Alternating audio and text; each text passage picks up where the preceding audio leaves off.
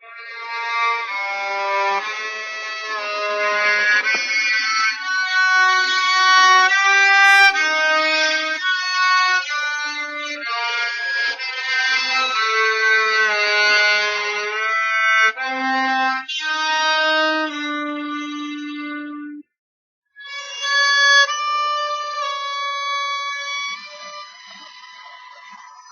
was, of course, no way of knowing whether you were being watched at any given moment. How often or in what system the thought police plugged in on any individual wire was guesswork. It was even conceivable that they watched everybody all the time. But at any rate, they could plug in your wire whenever they wanted to. You had to live, did live from a habit that became instinct, in the assumption that every sound you made was overheard, and except in darkness, every movement scrutinized.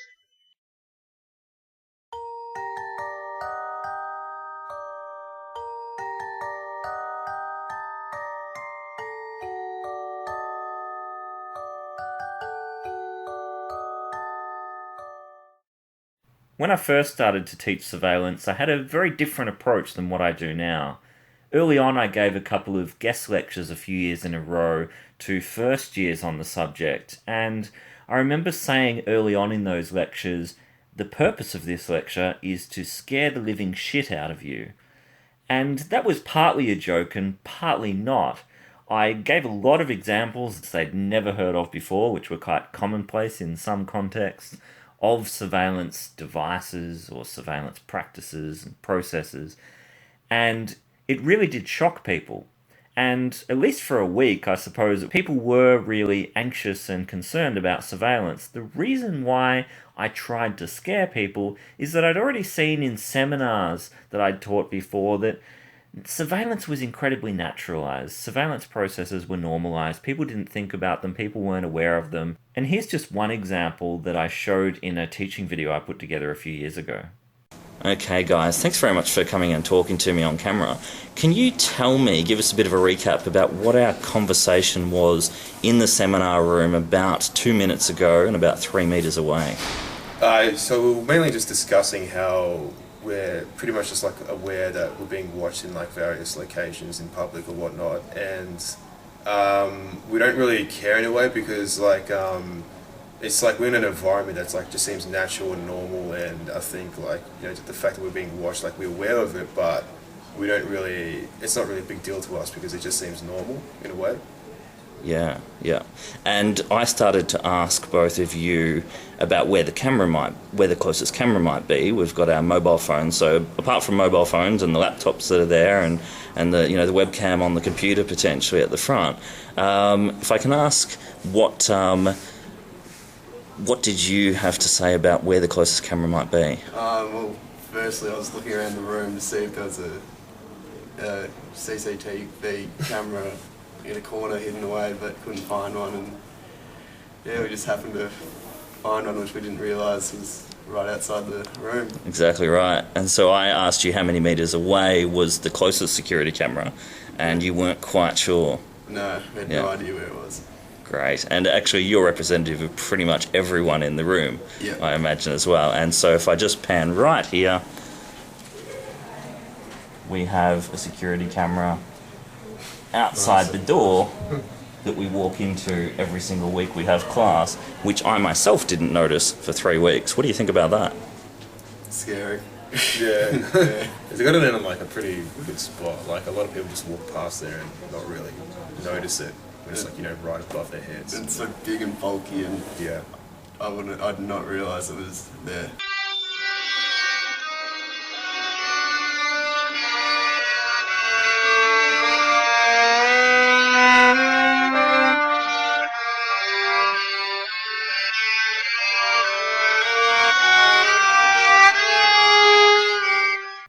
So early on, even though I did point to both the benefits and the problems of surveillance, I usually kind of cram those benefits early in a lecture or a seminar, and most of the time we're talking about the problems of surveillance. And there are many problems. The first thing I'd say here is that I'm not saying there are no ethical and legal ramifications of surveillance, that it does not impinge on human freedom and the various ways in which society functions are being transformed in sometimes problematic ways.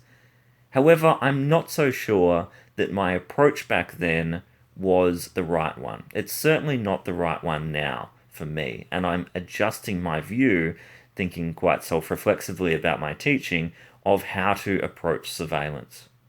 Because in the end, surveillance, while it is an absolutely crucial issue to be aware of and to have an understanding of, if you go to an employer in the future who relies on surveillance practices, and many do, an increasing number do, and you say, I have an acute awareness of how the problematic nature of surveillance can be critiqued, they're probably not going to be all that interested. In fact, they might even be turned off. So I'm not just looking to pass moral judgments in this unit. I'm not just looking to reinforce the moral panics that often take place around digital media generally, but surveillance in particular. Whether or not we should be really worried about this is an issue we need to think critically and analytically about. We don't want to just rush to impulsive judgments. There are pros and cons of surveillance. I use my camera all the time to film myself and other people, and I'm not creepy. And when you watch the welcome video that I put together for the start of this unit, you might not have even thought that the visual examples in the intro sequence I was using there were actually quite beneficial forms of surveillance that we really shouldn't have too much of a problem with. But just by adding a little bit of sinister music over the top of it, and by adding a filter that made the footage look a little bit creepy, I was playing on the frequently negative connotations of the term surveillance, and that came out in some student comments underneath that video, and that was what I was hoping for. That was my intention. But now we can look back at that video and see it as a representation of surveillance which is loaded with meaning, and those meanings are ideological. They're not neutral. So be aware of the ways in which various media do represent surveillance, whether that's anything from a news article to a scholarly article written by an academic. You always want to be analytical. You don't want to rush to moral judgments, and certainly not to moral panics.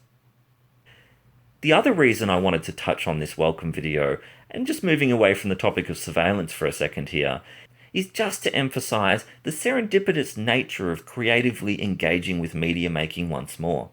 When I took these images of Tiffany and the little bear here, I didn't even know if I was going to use them for the video. I didn't know what I'd get. There was no script. I wasn't asking Tiffany to do anything because I'd have more of a chance of the bear giving me what I wanted. But you can see that I got some useful material.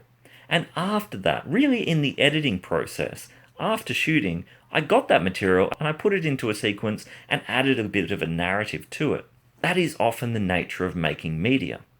You don't know what you've got half the time until you get it.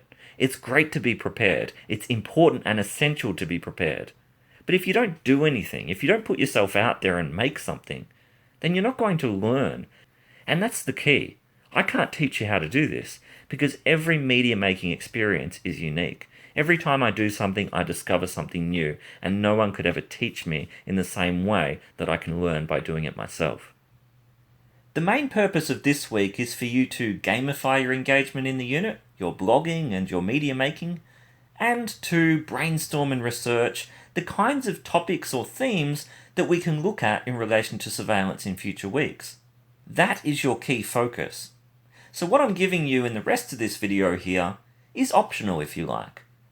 This is already turning into a YouTube video that's probably longer than most YouTube videos you watch. So if you don't want to watch the rest of this, feel free to switch off and go and do those other activities. If you'd like some more reflections of me on surveillance, here's another segment of an earlier teaching video. But I want to emphasize here that although I do spend some time talking about both the benefits and the problems of surveillance, I probably don't get the balance that I would have wanted to get now. So watch critically. The teacher doesn't always get it right.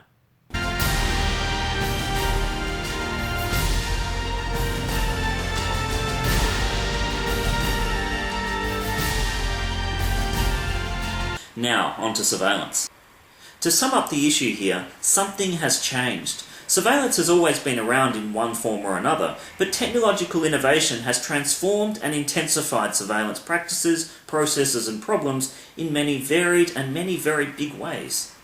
Why does surveillance occur? What are the driving forces that contribute to it taking place? Is it to increase efficiency and effectiveness? Is it to increase transparency, to prevent crime, to keep us safe, to protect us from all kinds of real and perceived dangers?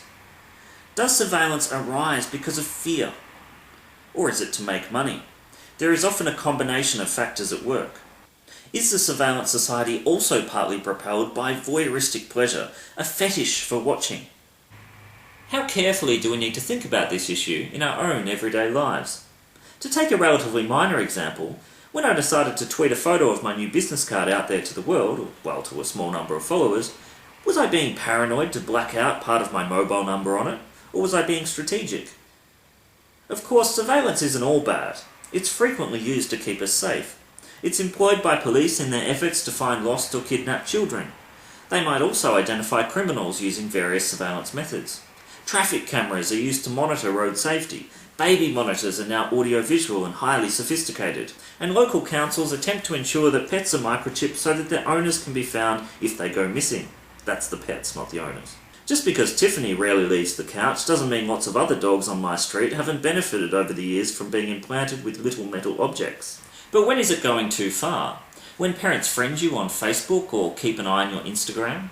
When smart cards are used in schools to track students' locations, library borrowings, or eating habits? Deakin doesn't do as much with your student cards as a lot of educational institutions in the United States apparently do, but could it? And would you even care? Shit, I hope I didn't have to give that back. What about school crossing guards secretly filming dangerous drivers with hidden head cameras? Yes, it was introduced in the UK years ago. What about webcams in childcare centres so that parents can pay to observe the care of their children? Think I'm joking? Check out the study notes. We might instinctively feel that surveillance doesn't really impact on our lives all that much. But are we fooling ourselves? Many of the students in this unit do not know what it's like to live in a pre-9/11 world. You need to denaturalise surveillance. You need to make it strange. How vulnerable are we to those who watch us? Can we ever escape their gaze? Can we resist, or do we just give in? Think about this for a moment. How much surveillance do you tolerate? Do you even think about this? The naturalisation and normalisation of surveillance in present-day society is profound. And to show you exactly what I mean by this, a few weeks ago I went into one of Melbourne's shopping centre complexes and I counted the number of security cameras in various stores. Yeah, you have a really cool social life. Now it's important to note that these numbers must be qualified in two ways. First, I only counted those cameras that were clearly visible to me.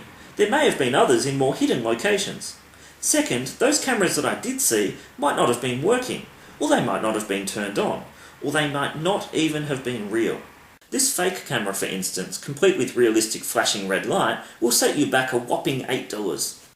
Now I want to talk to you about my journey through the shopping centre, but for what are hopefully obvious reasons, I don't have any images of this. Instead, and somewhat fittingly, I'm going to show you some images of Pentridge Prison in Melbourne, which were generously provided by Alethea Kinsella, a current Deakin PhD student researching surveillance for an adolescent novel she's writing on the subject. When I went into a clothing store, I saw 2 security cameras. A chocolate shop had 3. A discount variety store had 2, and somewhat ironically, when I walked out and asked someone, "Do you want to check my bag?" they screwed up their face and waved me away. A jewellery store had 3 cameras. A fruit and veg shop had 4. A post office also had 4 cameras. The newsagents I went into had 9. A phone shop had 11. And the food court that I walked through had at least 17 cameras. Interestingly enough, a shoe and bag shop I went into had 0 visible cameras, and when I talked to one of the staff there, she happily told me that they didn't have any cameras. Given that they only have one shoe out at a time and the bags are all tagged, there didn't seem to be too much risk for them. So much for the stereotypes perpetuated by film and TV about the kinds of products people often steal. Whereas in the phone shop I went into, which had at least 11 cameras, all products, the few that actually are in the store, are tied down with more staff hanging around per square metre than you'll see in any other venue. What's very interesting is that going around all of these stores counting video cameras made me very nervous, and it even felt like I was a bit of a criminal. I was conscious of anyone seeing me looking at the ceiling of shop after shop and then surreptitiously typing notes into my phone. One part of your homework for this week is not to do this, but just to notice, and to notice surveillance. Wherever you go, have a quick glance around for security cameras. Don't film them, don't draw a diagram of the layout like you're planning your next big heist. Just see them. And of course, don't take pictures doing this, because you can't do this. Isn't it interesting that all these organisations are happy to film us all day, every day, but we can't take a single picture without having a very good and persuasive reason and getting express permission, no doubt with lawyers being consulted at times. I actually visited the shopping centre's management office to ask if I could briefly interview someone on camera there about surveillance, and maybe try to find out how many cameras there are, if they even knew themselves. I was given a business card and told to apply in writing, which I really didn't have time to do, particularly given that I quite likely would have been turned down if I got a reply at all. But I thought I could subvert the system. I didn't have to take this lying down. I went undercover, James Bond style.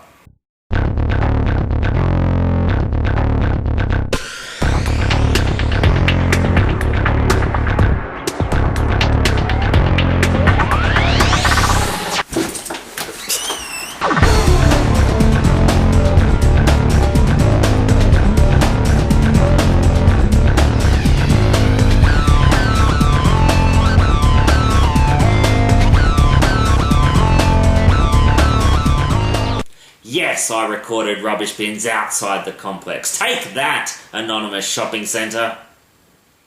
Now think about this. It took me more than 10 minutes of wandering around to find as many rubbish bins as there are visible security cameras in one phone shop. So don't forget, for at least 1 week this year, notice being noticed. See that you are being seen. Watch out, because you're probably being watched. You're probably wondering why I'm giving so much emphasis to these images of Pentridge Prison. Well, there's something about this setting that you might not be aware of. This was the site of an internationally significant archaeological discovery in May of 2014. What you're seeing here are the unearthed foundations of a circular prison block from the 1850s. This prison block was one of very few that were inspired by Jeremy Bentham's conceptualization of the panopticon, which later influenced Foucault's writings on surveillance. Prisoners were kept in solitary confinement under total surveillance, and this relates to one of the major issues which you're asked to think about this week. In this age of digital media innovation, do we still live in the world that Foucault was describing? But surely this is too pessimistic. Don't worry about it. Just go for a walk and let all these things slip from your mind. Think happy thoughts as you walk among the trees and listen to the birds. We can all be friends. Hakuna Matata. No one is watching us, are they?